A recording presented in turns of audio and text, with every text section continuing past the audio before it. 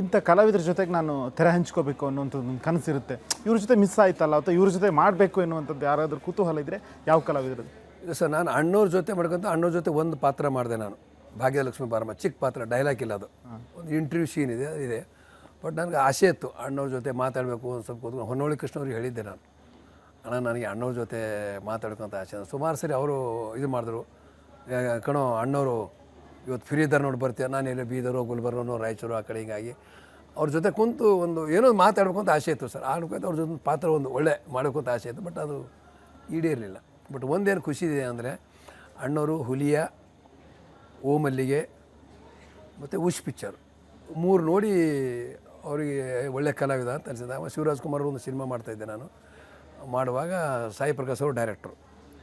ಮಾಡುವಾಗ ಅವರು ಇದಕ್ಕಿದ್ದಾಗ ಡೈರೆಕ್ಟರ್ ಅಂದರೆ ಬೇರೆದಾರು 2 ಗಂಟೆ ಮೇಲೆ ಶೂಟಿಂಗು. ಶಿವಣ್ಣವರೆಲ್ಲ ಪೂಜೆಗೆ ಹೋಗ್ತಾಯಿದ್ದಾರೆ. ಎಲ್ಲಿ ಸರ್ ಹಿಂಗೆ ಯಾರು ಅಣ್ಣವ್ರು ಬರ್ತಾರೆ. ನಾನು ಶಿವಣ್ಣವ್ರಿಗೆ ಕೇಳಿದೆ, ಬನ್ನಿ ಬರೋದ್ರ ಅಪ್ಪಾಜಿ ಬರ್ತಾರೆ ಬನ್ನಿ ಅದ. ಮತ್ತು ಏನು ನಿಮಗೆ ಕೇಳಿ ಬನ್ನಿ ಅಂದ್ರೆ ಹೋದೆ. ಸ್ವಲ್ಪ ದೂರ ಇದ್ದರು. ನಮಗೆ ನಮಸ್ಕಾರ ಅಂದೆ, ಶಿವಣ್ಣವ್ರಿಗೆ ನಮಸ್ಕಾರ ಅಪ್ಪವ್ರಿಗೆ ಬರೋದು. ಆಮೇಲೆ ಅವ್ರು ಕೇಳಿದ್ರೆ ಬೇರೆದ್ರ ಹಿಂಗೆ ಅದ ಅಂದ ತಕ್ಷಣ ಹಿಂಗೆ ಮಾಡೋಕ್ಕಾದ್ರೆ ಅವ್ರ ಅಣ್ಣವರು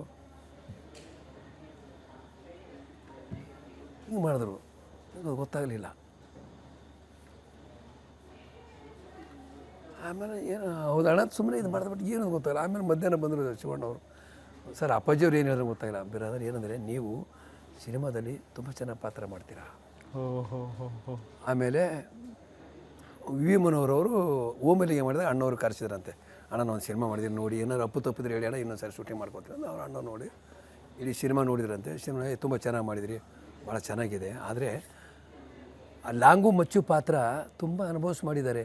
ರಂಗಭೂಮಿ ಕಲಾವಿದನ ಅಂದ್ರೆ ಅಂತ ಹ್ಞೂ ಅಣ್ಣದ ಅಂದ್ಕೊಂಡೆ ಅದ್ರಂತ.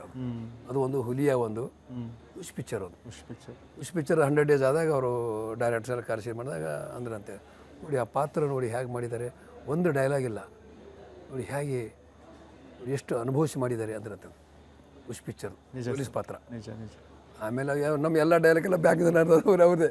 ನಾವೇನಾದ್ರು ಸುಮ್ಮನೆ ಸೈಲೆಂಟ್. ಉಪೇಂದ್ರ ಸರ್ ಹೇಳಿದ್ರು, ನೋಡಿ ಬೇರೆದಾದ್ರೆ 5-6 ದಿವಸ ವರ್ಕ್ ಇದೆ, ಡೈಲಾಗ್ ಇಲ್ಲ, ನೀವು ಡೈಲಾಗ್ ಏನಾದ್ರು ಮಾತು ಹೇಳಿದ್ರೆ ಕ್ಯಾರೆಕ್ಟರ್ ಹೊಂಟೋಗ್ಬಿಡುತ್ತೆ. ಸುಮ್ಮನೆ ಇರಬೇಕು ನೀವು, ಅದು ಏನು ಮ್ಯಾನೇಜರ್ ಮಾಡೋದು ಮಾಡಿ ಅಂತ ನಾನು ಅವ್ರಿಗೆ ಹೇಳ್ತಿದ್ದೆ. ಹಾಂ ಓಕೆ ಇರಲಿ ಓಕೆ ನಾನು ಹೇಳ್ತಿದ್ದೆ.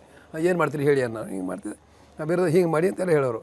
ಹಾಗಾಗಿ ಅಣ್ಣ ಒಂದು ನಮಗೇನು ಖುಷಿ. ಅವರು ಮತ್ತು ಇವರು ನಮ್ಮ ಯಾರು ವಿಷ್ಣುವರ್ಧನ್ ಸಾರು ಅವರು ಕೂಡ ಒಂದು ಸೂರಪ್ಪ ಅಂತೇಳಿ ಒಂದು ಹಾವಾಡಿಗನ ಪಾತ್ರ. ಅದರಲ್ಲಿ ಹಿಂದಿ ಮತ್ತು ಕನ್ನಡ ಮಿಕ್ಸ್ ಬರುತ್ತೆ. ನಾಗಣ್ಣವ್ರು ಅಂದರೆ ಬೇರೆದಾದ್ರೆ ಇಲ್ಲಿ ಹಿಂದಿ ಬರ್ತೀವಿ ಮಾಡಿ ಅದನ್ನು ನಾನು ಮಾಡಿದೆ ಓಕೆ ಆಗೋಯ್ತು. ನಮ್ಮದು ಡಬ್ಬಿಂಗ್ ಆಯಿತು. ಡಬ್ಬಿಂಗ್ ಆದಮೇಲೆ ವಿಷ್ಣು ಸಾರ್ ಹೋಗಿದ್ರಂತೆ. ಹೋಗಿಬಿಟ್ಟು ನಂದು ಸೀನ್ ಆದಮೇಲೆ ಅವ್ರ ಸೀನ್ ಬರಬೇಕು ಆ ಥರ ನೋಡಿದಂತೆ. ನೋಡೋಣ ಬೇರೆದಾದ್ರೆ ಏನು ಚೆನ್ನಾಗಿ ಮಾಡಿದ್ದಾರೆ 2 ಹಿಂದಿ ಮತ್ತು ಕನ್ನಡ ಅಂತೇಳಿ. ಆ ಡಬ್ಬಿಂಗ್ ಮಾಡಿದ್ರೆ ಒಂದು 3-4 ಸಾರಿ ಹಾಕೊಂಡು ನೋಡಿದ್ರಂತೆ ಅವರು. ನಾಗಣ್ಣವ್ರು ಹೇಳಿದ್ರು, ಬೇರೆದಾದ್ರೆ ನಿಮ್ಮ ಪಾತ್ರ ತುಂಬ ಇಷ್ಟ ಆಗಿದೆ ವಿಷ್ಣು ಸಾರಿಗೆ ನೋಡಿ. ಅವರು ಒಂದು 3-4 ಸಾರಿ ಹಾಕೊಂಡವ್ರು. ಹಾಕಿ ಅಂತ ಸೇರು ಹಾವಾಡಿಗಿನ ಸೀನ್ ಹಾಕಿ ಅನ್ನೋರಂತೆ. ಅದು ಒಂದು